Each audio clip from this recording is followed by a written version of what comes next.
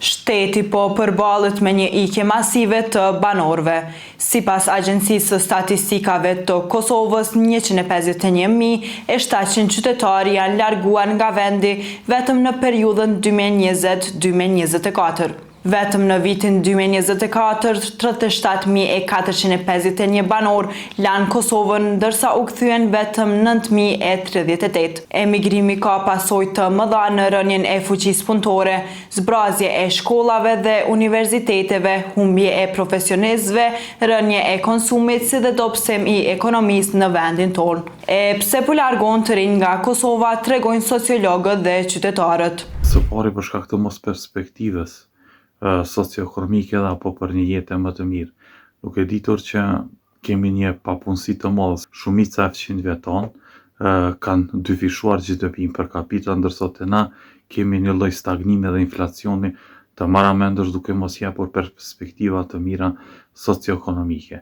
Në anën tjetër rrugat janë më të vogla në krahasim, pastaj nuk kemi sigurime shëndetësore dhe jetësore, të cilat bëjnë jetën më të mirë, pastaj rinia nuk ka një edukim të mirëfillt apo perspektivën, arsimimin apo edukimin brenda Kosovës, dhe këto bëjnë një sektor apo një grup të madh faktorësh që i bëjnë i shtytin të ikin. Më e keqja është që në disa raste po na ikin edhe kuadra apo i kemi të bëjmë me ikjen e trurit, ku njerëz të cilët janë në marrëdhënie të punës, në anën tjetër duke ditur që jo stabilitetin politik e kemi prezent, pandej edhe jo sigurinë e cila gjithmonë kemi, një lloj kërcënimi për shkak të pasojave post konfliktit që i kemi me Serbinë. Po mendoj para të gjithë është situata ekonomike, punësimi i pamundur, trit mendojnë për të ardhmen, nëse situata ekonomike është e dobët, atëherë normal kanë drejt me dalë dhe me kërkue në një vend që të ardhmen atë janë më të mira, i krijojnë një jetë më të mirë, dhe është. Po situata politike gjithsesi ndikon, patjetër.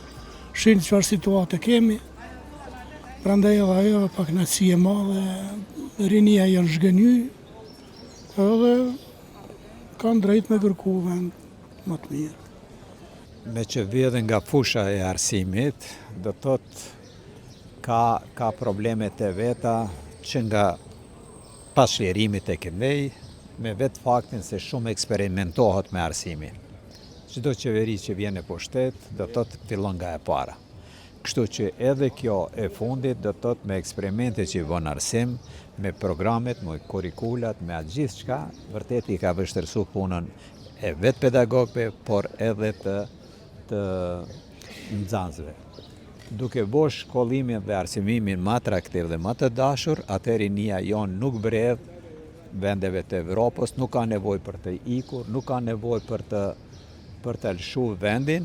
Kosova është një vend i bukur, një vend shumë i dashur dhe ja kemi borxh Kosovës vërtet për mja kthyer një rini sa më të shëndosh, sepse nuk e kemi ne luksin që Kosova të zbrazët. Trive përgjithsisht punësimi, siguria, shkollimi, mjekësia që tu janë edhe tornat e tyre personale. Ka shumë raste, ka shumë. I kam dy djalë jashtë në Austri ndalë.